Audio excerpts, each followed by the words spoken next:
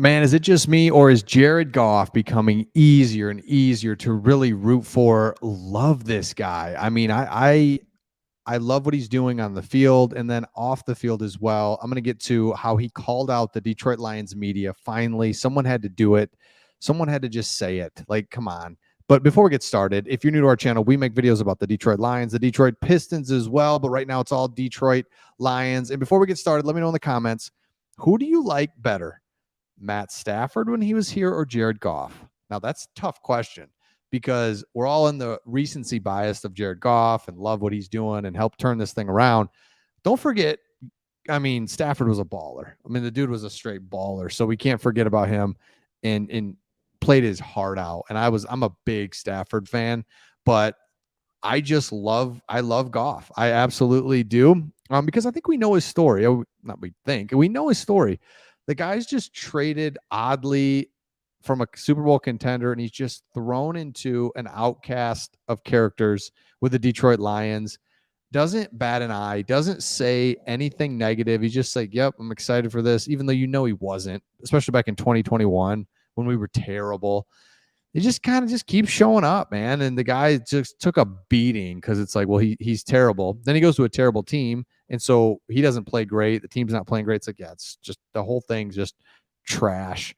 And now look at him. Last laugh. So let me know in the comments on that one. So here's what Jared Goff did. He was interviewed recently. I don't know if you've seen it, but there's just been a ton of media coverage, big stuff, Big Cat, PFT. Then there was SI.com, Albert Breer, Peter King's been in the building. So it's just been national media coverage for the Detroit Lions over the last couple of days. And Jared Goff said something that I absolutely love. And he said this. He said, I think there's a lot of members of our media that have had an easy time writing bad things. And they have had that for quite some time. And then we kind of flipped the script, and it was almost like they ran out of things to write.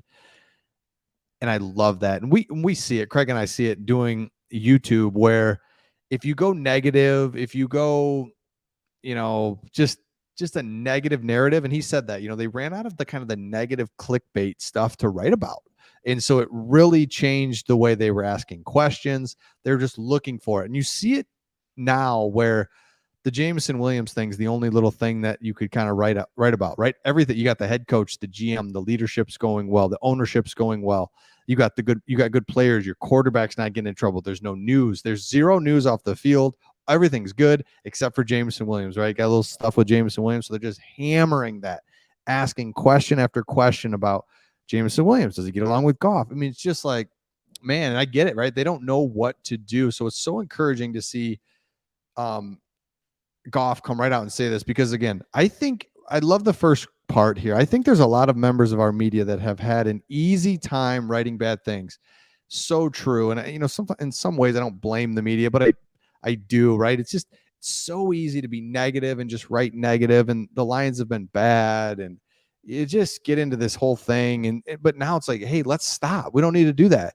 We don't need to go negative all the time. We can go positive and look at things that are happening in the future and how bright it is. And so I love that Jared Goff said that. Man, he went on, if you haven't seen that interview, it's really good. He went on to talk, and this with PFT and Big Cat and stuff. He was just talking about just like a cool guy.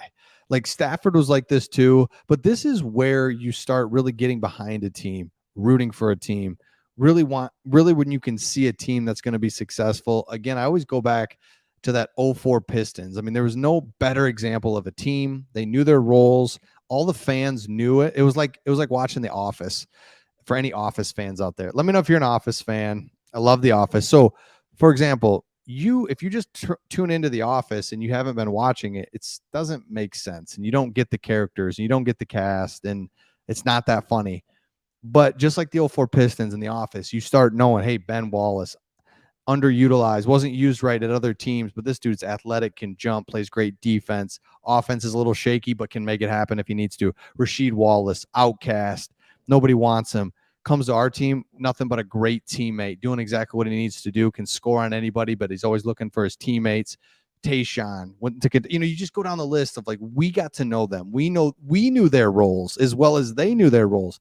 That's exactly what we're getting with the Lions. You've got Goff, who's the leader, fearless, awesome. And that was one of the things he talked about in the interview was Brad and Dan knew this guy was an absolute warrior when the NFC Championship game in New Orleans, they said it was the loudest places that they've ever been. That New Orleans team, Dan Campbell knows, he was on the staff, was firing on all cylinders, defensively especially.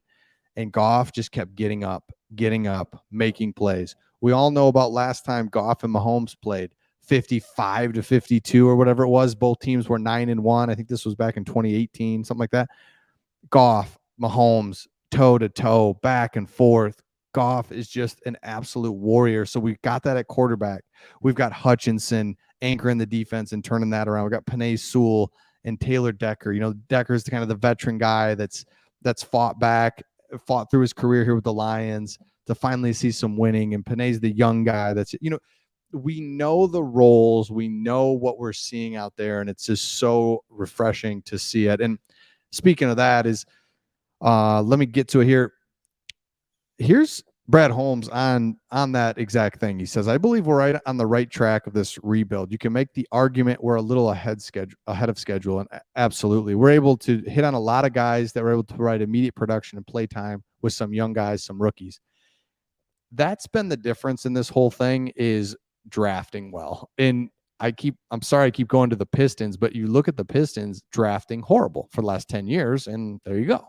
So it goes back to drafting. It's the young, it's young players into your franchise at a prime time. They got to be right. If they're not, you're going to struggle. You can't find these guys in free agency. You got to draft. So he says, look, Penei, Aiden Hutchinson are going to come in, kind of be the guys you expect. But when you can get a Malcolm Rodriguez and a James Houston, huge. And these guys are making these jumps, these second and third year jumps. Even like a guy like James Mitchell, kind of gets his feet wet last year, coming off injury, and we anticipate him playing a big role this year. Exactly. You've got guys like James Mitchell. There's all kinds of guys sprinkled into this roster that, okay, they're in year two. What if they make the jump from year 1 to year 2 is really good? What if that jump from year 2 to 3 is really good? Now we've got something. So love that Jared Goff is speaking out to the media. He's confident in what he's saying. He's in the same message with Brad and Dan. We're ahead of schedule on the rebuild. I love it. So if you're new to this channel, make sure you subscribe. It's Lions and Pistons. Don't give up on the Pistons just yet. I'm talking a lot of Pistons this video. I didn't even mean to do that, but I'm just like talking. I'm thinking Pistons because how great was that? The 04 run. How great was it? It was unbelievable. 04, 05, 06. We're just right in the mix. We got a good team. Like, that was so fun. So don't give up on the Pistons yet. But right now it's all Detroit Lions because we see it. I mean, it's just, this is real this time. I think in the past we did it. We couldn't help it. We didn't know any better. And you look back at hindsight at some of the things that we did in the offseason with the old Detroit teams. And you're like, yeah, that wasn't really going to work or be sustainable. We were just grabbing free agents and, the whole thing. But I love it. I love what we're doing. So make sure you subscribe. Let me know in the comments, Goff or Stafford. Ooh, that's a tough one. I'll see all of you on the next one.